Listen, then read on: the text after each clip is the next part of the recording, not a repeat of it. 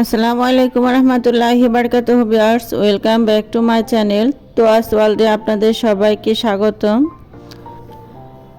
আজকে আমি ঝটপট রান্না শেষ করব, আর রান্না শেষ করে আমার বান্ধবী নীলাকে দেখতে যাব। নীলা অনেক দিন যাবত আমাদের ফোন দিতেছে দেখা করার জন্য, এর জন্য দেখতে যাব। আর রান্নাগুলো আমি একটু বেশি করেই করে নিচ্ছি, তার জন্য কিছু রান্না এখান থেকে নিয়ে যাব। তো নীলার জীবনের অনেক কথা আমাদের সাথে শেয়ার করে।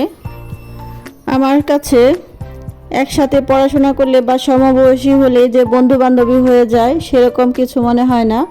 আমার কাছে মনে হয় যে বিপদের দিনে পাশে থাকবে, যে আমাকে বুঝতে পারবে, সকল আপদে বিপদে যে কোনো সুখে দুঃখে ঝাঁপিয়ে উঠবে, সেই হচ্ছে আমার বন্ধু বা বান্ধবী বা শুভাকাঙ্ক্ষী।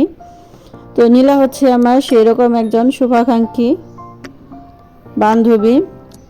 তো তার এবার দ্বিতীয় সিজার হয়েছে, আর দ্বিতীয় সিজারের পর থেকেই তার শরীরটা একটু অসুস্থ। দ্বিতীয় সিজারের সময় সে হসপিটালাইজ ছিল, তখন তার আর্থিক সমস্যা ছিল, তার শারীরিক সমস্যা ছিল। তারপরেও সে কিছু বাজার করে রেখে এসেছিল তার শ্বশুরবাড়ির লোকদের কাছে, যে আমার হসপিটালে মেয়েটাকে নিয়ে থাকবো 5 বছরের, তো সেখানে কিছু খাবার আমাদের জন্য রান্না করে পাঠিয়ে দিবেন, এরকম কিছু বলে। তো তার শ্বশুরবাড়ির লোকজন কেউ সেই কাজটি করেনি। সে ওই অবস্থায় খুব কষ্ট পেয়েছে। তার সিজার হয়ে বাচ্চা হয়েছে, কিন্তু সে হসপিটালে থাকা অবস্থায় তার শ্বশুরবাড়ির লোকজনরা খালি টিফিনকারি তার কাছে ফেরত পাঠিয়ে দিয়েছে, যে আমাদের বাসায় রান্না করার মতো কেউ লোক নাই, অসুস্থ। তো সেই টিফিনকারিটা নীলা খুব যত্ন করে রেখে দিয়েছে। তারপর থেকে সে সেই টিফিনকারিতে আর কোনো খাবার তুলে না। টিফিনকারিটা মাঝে মাঝে এসে বের করে, আর আমরা যাবার পর তার কষ্টের কথাগুলো বলে। এখন সে হসপিটালে অনেক লোকদেরই দেখতে যায়। কেউ আছে শুধু দেখতে গেলেই খুশি হয়ে যায় যে দেখতে এসেছে, আর এমন কেউ আছে তাকে টাকা পয়সা সব কিছু দিতে হবে, তারপর তার কাছে ভালোবাসা প্রকাশ করে দেখাতে হবে। অথচ নীলার জীবনে অতীতে কি ঘটে গেছে বা নীলার সঙ্গে কি হয়েছে, কি করেছে তারা একেবারে বেমালুম, সেগুলো চেপে যায়, ভুলে যায়। আর প্রতিনিয়ত নীলা এগুলোর কাছে নিজেকে হ্যারাসমেন্টের শিকার বানিয়ে রাখে। তো এভাবে ধাপে ধাপে নীলার অনেক সময় চলে যায়। একটা সময় ছিল, তখন ঈদ আসলে নীলা কখনো নতুন কাপড় পরতে পারতো না। আর সেই সময় নীলার শ্বশুরবাড়ির লোকেরা নীলাকে ডেকে ডেকে দেখাতো তাদের এত এত শপিং, শাড়ি, চুড়ি, গহনা গাটি এগুলো। তো নীলা সবসময় তাকে থাকতো আর মুখ বুজে সব সহ্য করতো। আল্লাহর কাছে সবসময় বলতো যে আল্লাহ, একদিন আমাকে এমন করো যেন আমি 10 জনের জন্য কিছু করতে পারি। তো নীলা এখন অনেককেই শপিং করে দেয়, এখন অনেকেই নীলা সুনাম গুণগান করে। আর অভিযোগের দল যারা আছে তারা সবসময় অভিযোগ দিয়েই যাচ্ছে। তো কয়েকদিন যাবৎ নীলা এগুলো নিয়ে খুব দুঃখ পোষণ করতেছিল ফোনে বারবার, আর তাই আমারও মন খারাপ হচ্ছিল নীলার জন্য।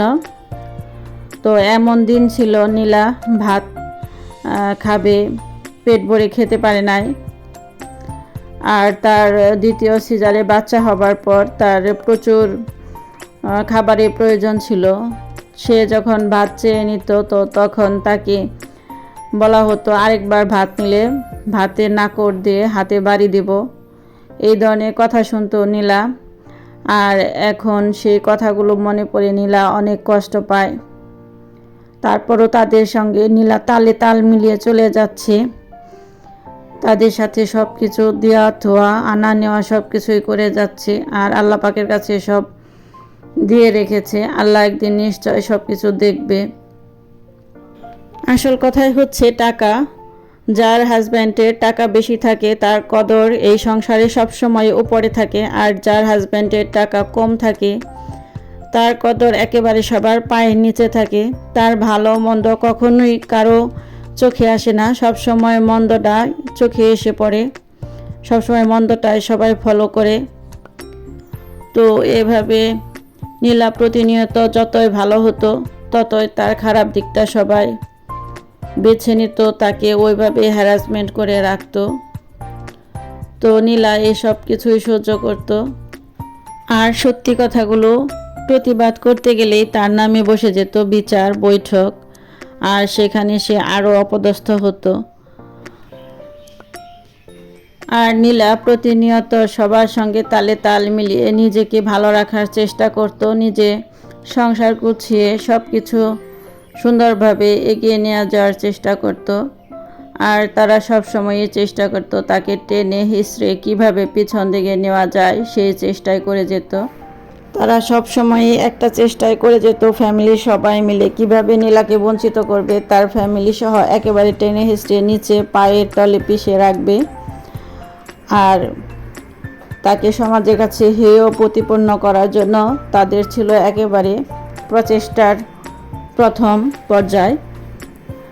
তো এগুলো সব মিলিয়ে আমাদের সমাজে হাজবেন্ডের হতে হয় একটু শক্তিশালী, অর্থশালী, সুস্থ সবল, আর অন্যায়ের বিরুদ্ধে প্রতিবাদের ভাষা তার পরিবারের সবাইকে ভালো রাখে, সুস্থ রাখে, এবং কোনো ফ্যামিলি কখনো ভেঙে পড়ে না, ছিন্ন বিচ্ছিন্ন হয়ে যায় না, কখনো কোনো সম্পর্কও নষ্ট হয়ে যায় না যদি হাজব্যান্ডরা এভাবে শক্ত সামর্থ্য আর সকল দিকে সমানভাবে মেনটেন করে চলে, তাহলে সবাই ভালো থাকে।